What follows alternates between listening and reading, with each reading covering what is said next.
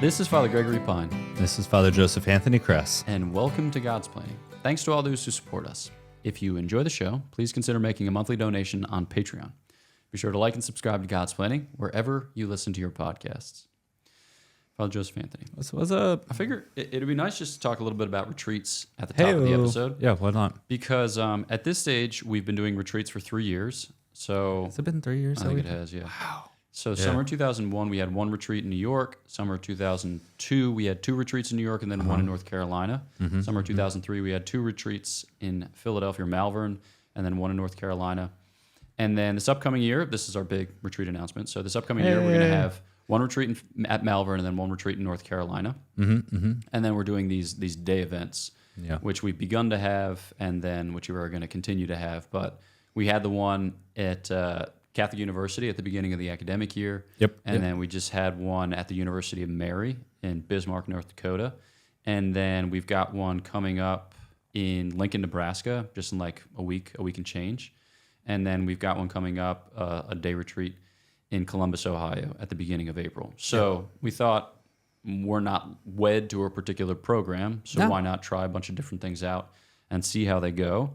So this is our big announcement that the retreats for this upcoming summer are to be held June 7th through 9th, and that's at Malvern, and that's like an all-comers retreat. So there's not going to be a young adults retreat this year. We're just going to do a big all-comers retreat, and we're just going to see if we can have 1 billion people there. Shoot for the moon, baby. Exactly. It's just going to be just like Dogecoin. It's going to go to the moon. And then we're going to have the men's retreat again in North Carolina at a similar time of the year. So retreats, your thoughts? Good, bad, keep doing them, never do one again? What do you think? I love them. Nice. I love them. I'm a big retreat guy because, especially when we make this content, we get in the studio and record all these things. We just like ship it off to the internets, and then you have no idea what's happening. Right.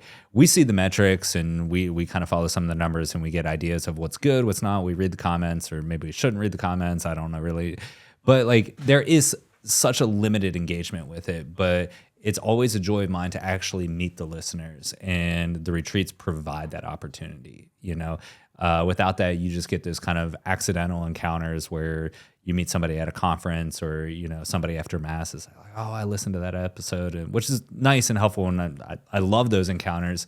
But to really grab everybody, pull them together, is like, yeah, this is real. Like, this isn't just a few of us like staring at each other and staring down camera lenses, which, by the way, we love. But it's like, yeah, this is real. We are speaking to real hearts and real minds out there, and we want to be able to engage with you and build those relationships, because it's not just about keyboard warriors, and it's not about just like fancy production gear and all that kind of stuff to make ourselves feel good. But we're in this. We do this to hopefully lead individual real people closer to Jesus. And that gives us a really kind of distilled opportunity to recognize that, to meet our listeners, but also then to take it one step further and say, okay, let's dive deeper. Let's like accelerate this path. And to do so within a retreat setting is, I think, a fantastic thing. I like the idea that we switched to with like, let's do a few day retreats and kind of spread ourselves around and try something different there. I love that idea of just kind of a little bit of creativity and switch it up and go from there. Yeah. Perfect. Next step will be intergalactic retreats. Yes. So we've already mentioned our plans to take retreats to the moon. SpaceX, I think, has for its motto, like colonize Mars or something like that. So we hope to be the first retreat once SpaceX begins its project of Mars colonization. So stay tuned, or don't. I'm pumped. There was a moment in one of these last retreats, the young adult retreat that we had in Malvern back in November, where I was mostly concerned with refilling beverages, and also at one point I had like forced a cork into a wine bottle, which like splashed wine everywhere on my person, which was awesome. But at one point I went out back, and Father Bonaventure was seated in like a circle of 15 people. He was holding court. Yeah, exactly. And these people were just asking him all of the questions, and he was giving all of the answers. And I was like, this is exactly what it's for, because people need to know that Father Bonaventure can use toads to illumine any spiritual principle, every imaginable spiritual principle. For real. So speaking of Father Bonaventure, who taught business ethics. That's hard for me to say. Business ethics. Yeah, here we go. and has shown himself a great leader in things Catholic. We're actually going to talk in this episode about 10 virtues of Catholic leaders or Catholic leadership. So maybe we just start with Catholic leadership. Is that a real thing? Is that a made-up thing? When people talk about servant leadership, like we get a little suspicious because it sounds a little bit schlocky, but Catholic leadership, it is a real thing. Defend it. Father Joseph Anthony. Yeah, it's a real thing because I think it's a human thing. And one of my favorite understandings of the church is in the business of humanity. And it takes leaders to lead other human beings. And thus, if we look at the church and what it means to, be a disciple of Jesus Christ and to evangelize and to lead others into that relationship, then that's what it means. We need to be a Catholic leader in understanding that in its totality. So, yeah, I mean, I always sometimes get... always sometimes, like that's a real thing. Yeah, always never. Yeah, exactly. I always sometimes, man. Yeah. But I get a little hesitant when it's like we're going to just qualify everything with Catholic to make it legitimate within the spiritual life. And it's like, maybe not. But I do think there is an important understanding that to be a Catholic leader means that you actually lead other people from a particular place and to a particular place. And you may work in different sectors of the world, whether it's medicine, education, within the church or evangelization. But like to be a Catholic leader means we start from one place that is very particular, right? Which is our relationship with Jesus Christ. And we are going to lead others in their own humanity, right? Not to be some alien or not to be another kind of cookie cutter or expectation of something else, but lead them particularly in their humanity in a direction or towards a destination, which just happens to be the heart of Jesus Christ, which is our origin as well. So I think when we talk about Catholic leadership, it's a good thing to actually qualify and say, yeah, that's the intentional leadership I want to, or how I want to lead in that sense. Yeah, and I think too, here I'm thinking of the life of virtue more broadly. And when we study the church's moral doctrine, what we discover is that with these virtues that we describe, like prudence or justice or fortitude or temperance, that you've got one version which is basically available to everybody who wants to put in the work and acquire it. And then another version which God just gives, right? Which God pours into our hearts. So the former we refer to as acquired virtues, and the latter we refer to as infused virtues. And they're actually distinct.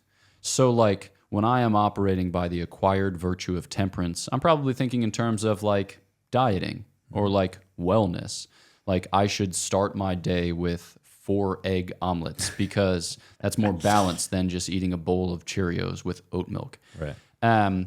But when I think and act according to the infused virtue of temperance, I'm thinking now that maybe I'm going to fast this morning. So it's not so much this breakfast or that breakfast. It might be giving up breakfast and cultivating a hunger for higher things. So that way I'm not further enslaved to my lower appetites. And so when we talk about leadership, there's a totally legitimate mode of leadership which doesn't rely upon revealed principles or doesn't rely upon the grace of God. Right. But when we're taking this into a Catholic setting, we're talking about something distinct. And it's probably going to look like the coming together of certain virtues because those virtues are going to equip you for the leadership. They're going to equip you for the task. And they're going to suit you like the way in which a temperament suits you to a particular task. So it's going to look different in different people. There are ways to lead that look like this. There are ways to lead that look like that. But some of the strengths that we're going to describe in the rest of the episode are probably going to be found in that individual because they're building blocks or integral parts of what it means to be somebody who's looking to the revelation of God, who's looking to the grace of our Lord Jesus Christ to inform his practice of leadership so as ultimately, like you said, to lead people from a particular place to a particular place.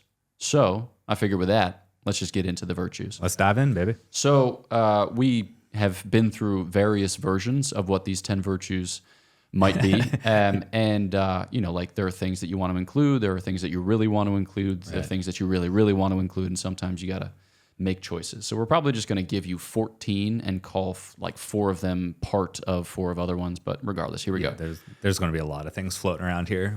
So let's start with faith, right? So faith, you open your mind to the revelation of God, and he breathes into you, or he speaks into you a whole new horizon, such that you can abide in heaven. Talk to me a little bit about faith in its application to leadership.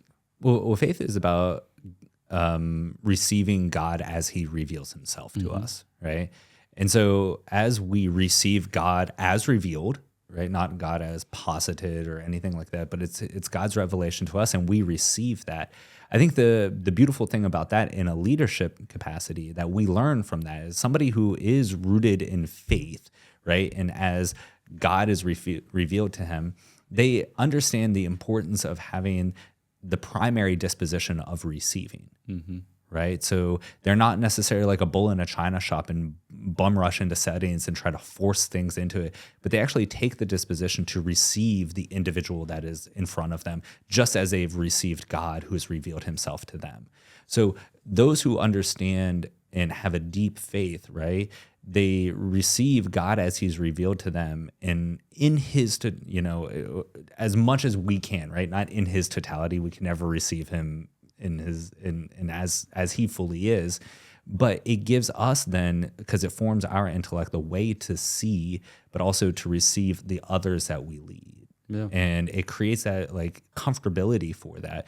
Because I see a lot of entrepreneurs and I see a lot of leaders who want to roll into a situation and force it to be something. Oh, there's a problem here. I'm going to go in and fix it.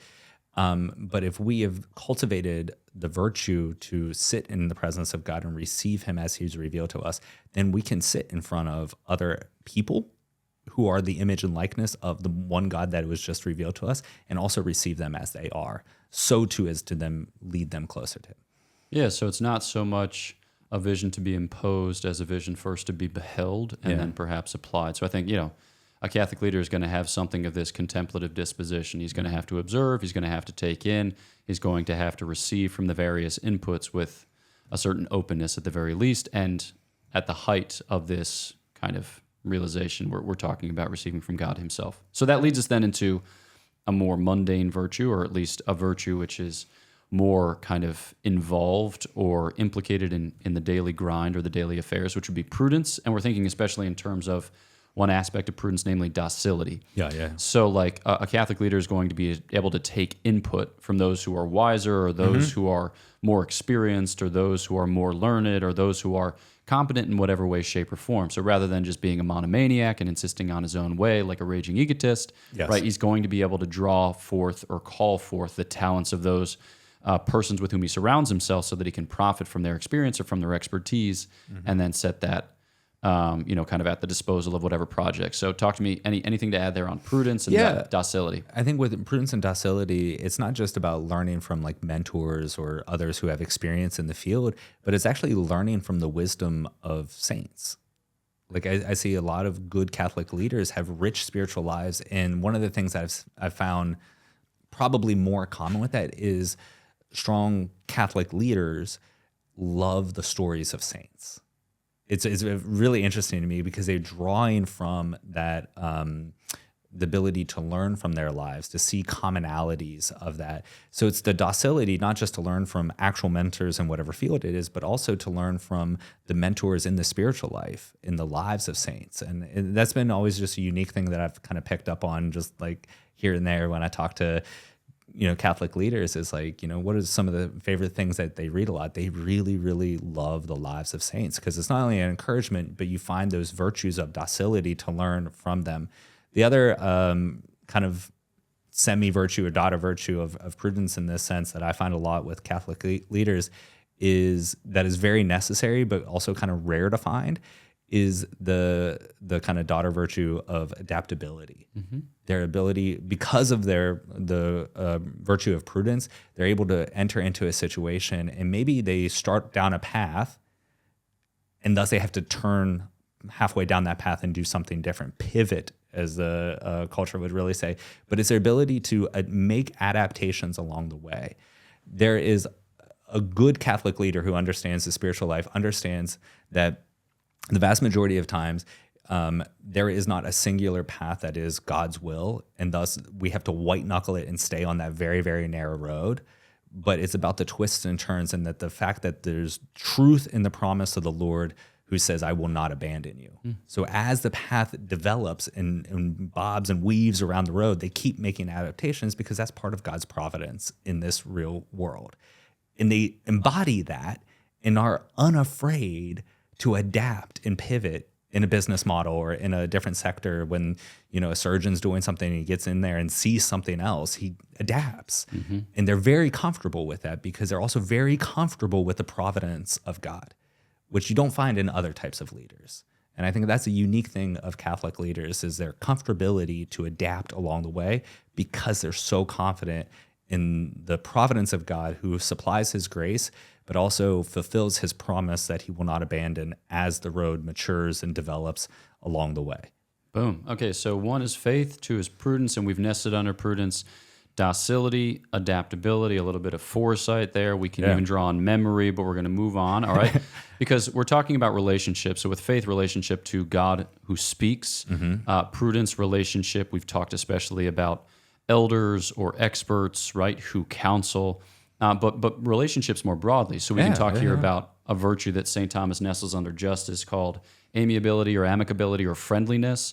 So like an ability to comport yourself well with others, to respect the other, to honor the other, but also to draw out the other, right? To invite the other. So maybe talk to us a little bit about that capacity or that knack for relationships. Yeah. One of the things that we identify in our campus ministry of the kind of attributes or virtues that we look for out of our staff members is, the way we phrase it, is a pursuit of relationships. We really want to thrive on building ourselves as a relational based ministry. And then you can take a step back and there's like, well, actually the vast majority of life and the vast majority of leadership is learning how to be in relationship, how to be in a relationship with your employees, with your vendors or your clients. And so we want to make sure that we know how to properly pursue those relationships and not just let them accidentally happen to us. So to be intentional in that, but part of that amicability is to, like we were talking about with faith, is to receive the other, not to force them into something else or force them to expectations to be something else, but to be intentional about with that client that you have and to not take that for granted. They're a unique, unrepeatable image and likeness of God, and that they themselves are a gift. And so if we can approach each person, a developer, a client, an employee, or even up the chain, an employer, and receive them for who they are, then they are the image and likeness of God and the gift that is, then we have this appreciation, this gratitude, and thus we have this kind of friendliness and positive disposition to those that we interact and hopefully those that we will lead through the work and the life that we live. I just realized that there's a good bit of Jocko Willink and Leif Babin in the background here. I don't actually know how he pronounces his last name, but I just heard you talk about leading up the chain of command, and I was like, oh yeah, this is what's up. Let's go. Have I read those books? Yes, sir. I have indeed. Big fans. So maybe to add 2 further, so this would be 4 and 5, which are related, not virtues that St. Thomas would list in his great synthesis, but virtues from which we could certainly profit, or at least the beginnings of virtues. So 1 would be authenticity, and the second would be vulnerability. Yeah. The idea here being that if you're going to deepen those relationships, if you're going to be honest before the other, before your goals and achieve them and animate or motivate people in that common pursuit, then you're going to have to share yourself, your real self. Right. You can't be a manipulator. You can't be a control freak. You can't be like the type of person of whom it is said, to know him is to work for him or to be enslaved by him. You have to invite people into a project, and in order to do that, you need to be able to project yourself with a certain honesty, with a certain openness. So talk to us about authenticity, vulnerability. Yeah, not to belabor the point and miss so much of this, but those 2, vulnerability and authenticity, I find in my work as a chaplain are some of the most important things that we need to have. Work with a generation right now of college students, and I love to say this, but this generation of college students has the best BS meter I've ever experienced. They can smell and sniff out inauthenticity from a mile away. And if they get the hint that you're just fronting on them, they'll turn their backs and go somewhere else. They will follow anybody as long as they believe that person's authentic in what they're presenting. Yeah. And I think that's important to kind of recognize that in as talking about Catholic leadership with vulnerability and authenticity, it's because we are confirmed in the truth who is Jesus Christ. We're unafraid of that. And so we then open that up and crack that open. And we, it makes us vulnerable, but because we know we need a savior, but that savior is truth incarnate, and we're unafraid of that. And so our opening up in vulnerability isn't just this kind of therapeutic, like I just need to open up. And no, this is actually a reflection of our Christian faith, because we believe truly that Jesus Christ is the way, the truth, and the life. And thus we present ourselves in that authenticity. And that means we have some strengths and weaknesses, and we have our faults and failings and gifts and graces and things like that. All of that being said, we do have to understand that there's also another virtue of discretion that is also applied within this. And we can look at prudence playing into these types of conversations and all of that. So I don't want to just say like bear everything to anybody all the time. No, you're dumb if you do that, okay? But that push to be authentic, that push to be vulnerable from a Catholic leader is actually a confirmation in the truth who is Jesus Christ, in the truth incarnate. Yeah, I say as part of my morning offering every morning this prayer of a Jesuit priest from the 19th or the 20th century, I think, named de Grand Maison. And it's a prayer to the Blessed Virgin Mary for the heart of a child. And it ends by the invocation asking for a heart tormented by the glory of Christ with a wound that will not heal until heaven. And I think that there's a way in which, like a Catholic leader ought to live that heart tormented by the glory of Christ with a wound that won't heal until heaven in his relationships. He ought to invite others into his vulnerability, not as a like all eyes on me or like the victim Olympics or anything like that. But in the sense that like, you go before the Lord in honesty, you go before the Lord in a kind of raw and frank spirit, and that encourages others, or that animates others to be similarly authentic and vulnerable in their relationships and their pursuit of the goals. And I think that can really, cause people to rally around that common cause. Okay. And the last thing is like, because authenticity and vulnerability, the kind of byproduct, if we're going to look at what that then produces, it produces trust. Mm-hmm. And that's the most important thing. If anytime that in any type of context and relationships, they all have to be, the foundational thing is trust, right? Which is part of the reason I love, St. Faustina and her apparitions and the message of divine mercy. Because what do we see? The Lord's chest opening up, the wound of his heart pouring forth rays of divine mercy that wash over us. But it's that opening of his heart, that rending opening of his heart in mercy for us, is connected to that phrase of Jesus, I trust in you, right? So this kind of vulnerability, this authenticity here of the truth then allows us to be enveloped in that. Thus, we have a relationship of trust with each other. Yeah. Okay, so we've done faith, prudence. Nesting under prudence, we had docility. We talked a little bit about foresight. We talked a little bit now about discretion, which we could nest under that as well. Right. And then we made mention of amicability or relationship knack. And then now we've talked about vulnerability, or authenticity and vulnerability, making mention then of trust and its application. We're kind of at 5. We're kind of at 5 million. Regardless, we're going to keep going. 5,000 don't matter at this point, man. Let's talk then about a cluster of virtues which concern difficulty. So the big virtue is fortitude. Fortitude has 2 main pieces, the attack piece and the endure piece. In the attack piece, we've got confidence and then magnificence or magnanimity. And then in the endure piece, we've got patience, which bears up under sorrow, and perseverance, which bears up under duration. So pick out 1 or 2 of those and tell me which of those you find to be most applicable or most beautiful, maybe is simple enough. Yeah, I think the primary disposition of courage is actually endurance, which I think for most people think if you're going to be courageous, you're taking action, you're attacking. But it's actually the primary is endurance, which I think can throw people off a little bit. But I do want to focus on the attack side of things because I'm an active guy. Like I just want to fight.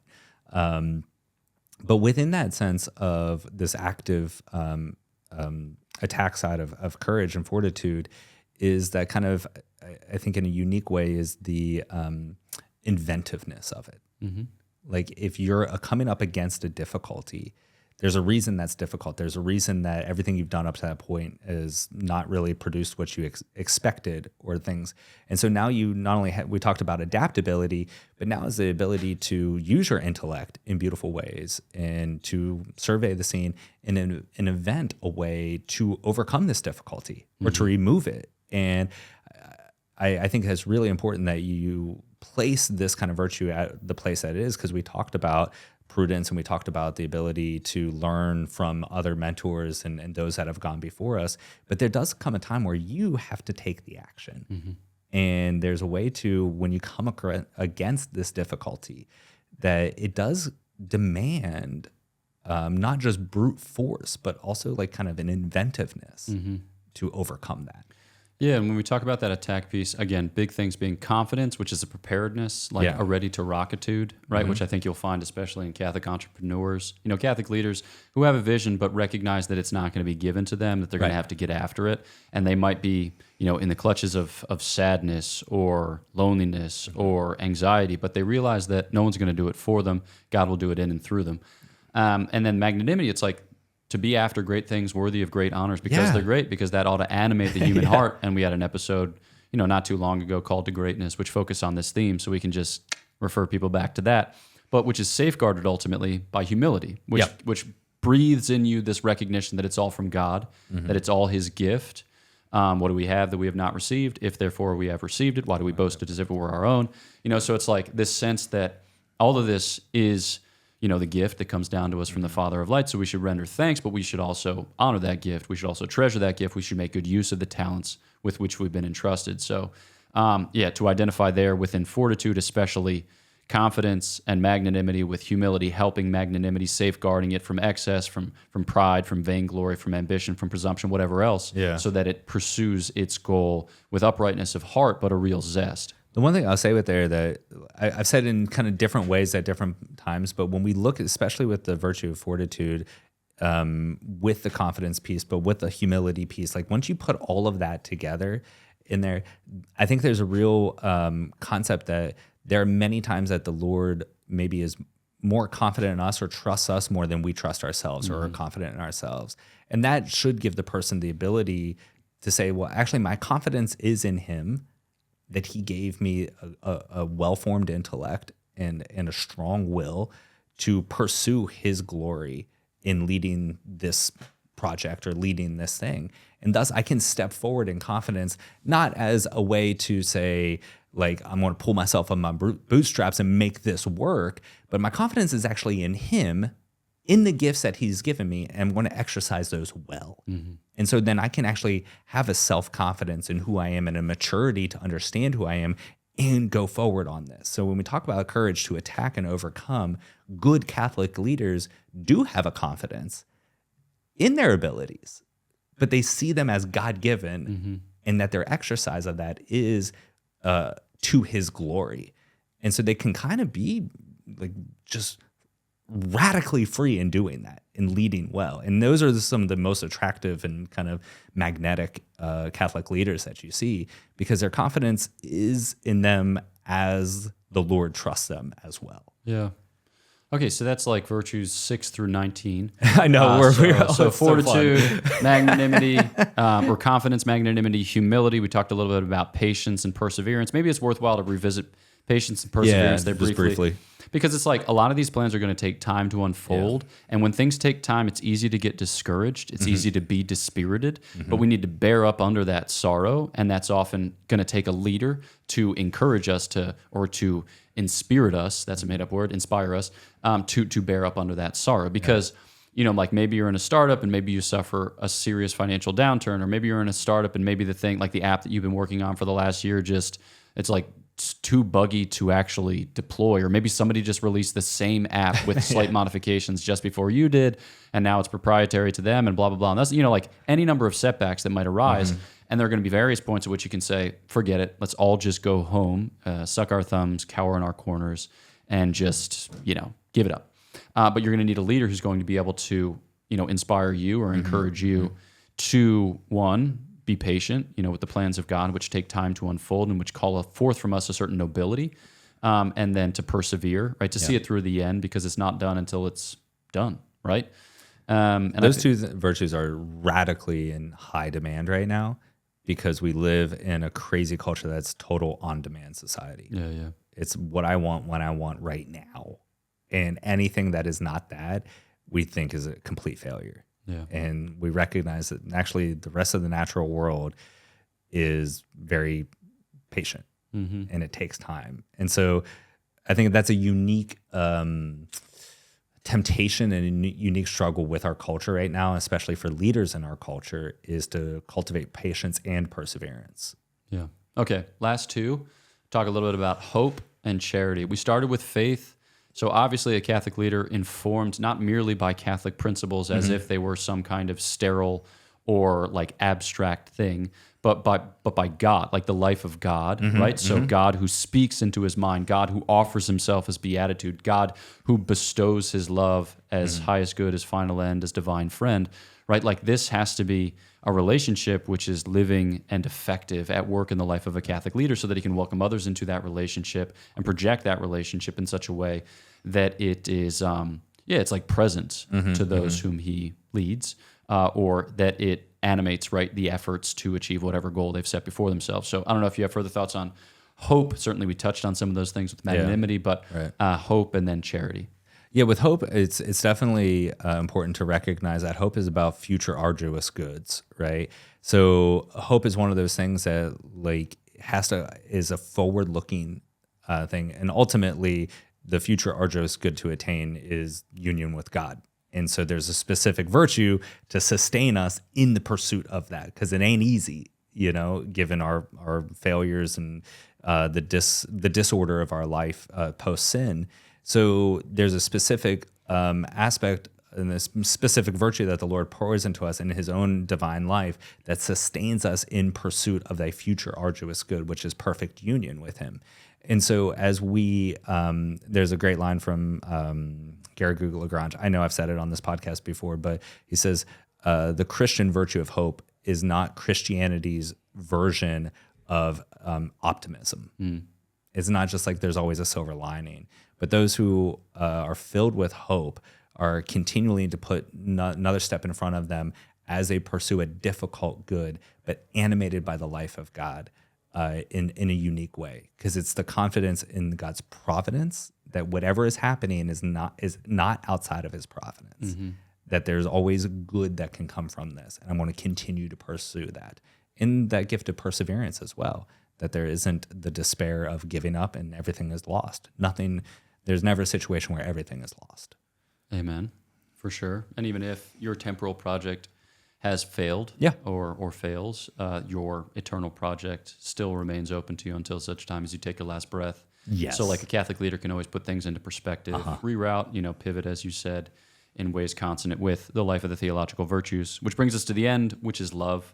Because ultimately, like what do people want from a leader? They want to be loved. Yeah. Like they want to be trusted for sure. I think that you highlighted that, and I think that's perfect. But they want to be loved. And that's not in the sense that like we all need to be babied, we all need to be coddled, we all need to be encouraged unto the nth degree because we're just so fragile. But like, no, like that's what we want. Like we want to be seen, we want to be known, we want to be loved. And we're going to be able to like do anything, conquer anything, overcome anything, provided only that it's animated by that spirit of love. And we'll make the sacrifices, right? We'll endure the hardships. We'll be able to put in the time and maybe the overtime and the overtime, provided that it's for something that really matters and that those with whom we do it, with whom we're in relationship, have signed up for that common pursuit in love. So, yeah. All right. Any final thoughts on Catholic leadership or any virtues that you feel like merit further mention or additional? No, I could keep adding 15 more of these things, so I'm gonna shut my mouth right now. So, in review, the 10 virtues that we covered were faith, and then we talked about prudence. Nested under prudence, we had docility, adaptability, a little bit of foresight. We got discretion later on in the game, and then we circled back around to amicability or like relationship building. And then we mentioned at that point what's like so vulnerability, so authenticity and vulnerability as dimensions of that relationship building. And then we talked about the courage that it takes, the fortitude that it takes, attack piece, endure piece on the attack side, confidence and magnanimity on the endure piece. We talked about patience and perseverance. And then we rounded out the scoring with the rest of the theological virtues, which is to say hope and charity. And when we were talking about magnanimity, we also nestled humility. So for those of you who are counting at home, like we said, somewhere between 10 and a billion, we did not disappoint. We always deliver the goods, especially in excess. So thanks so much for listening to this episode of Godsplaining. If you would, follow us on Facebook, Instagram, Twitter, TikTok, all the things. Like and subscribe. Leave a 5-star review. Share this episode with your friends, those whom you think might profit from a discussion of Catholic leadership or who you think would stand to become good Catholic leaders. Or maybe they're already becoming good Catholic leaders and they just, would enjoy it. You can also follow the links in the description and or show notes for merchandise on the one hand, the events. So we mentioned at the top of the hour those retreats which are coming up. So we have the All-Comers Retreat, the beginning of June in Malvern, Pennsylvania. We have the Men's Retreat, the middle of August in Brevard, North Carolina. We've got some of these day events. You've got ones coming up here in Columbus, Ohio, or I should say in Lincoln, Nebraska, and Columbus, Ohio. All those details should be available on the Godsplaining website, godsplaining.org. And while you're there, you'll see a link to donate on Patreon, should you so choose. We'd certainly appreciate it. I don't know what word I was going to say. Apportionate it. Appreciate it. Yeah, we apportionate it. So my apologies for my butchery of the English language, but know of our prayers for you. Please pray for us, and we'll look forward to chatting with you next time on Godsplaining. Father Jacob Bertrand. Father Gregory. A Dominican, a Franciscan, and a Jesuit walk into a bar. One of them asks the audience to subscribe. That's not a joke. Any ways you can improve upon it? Just don't tell jokes. Right. This is not a joke. Please subscribe. Cheers.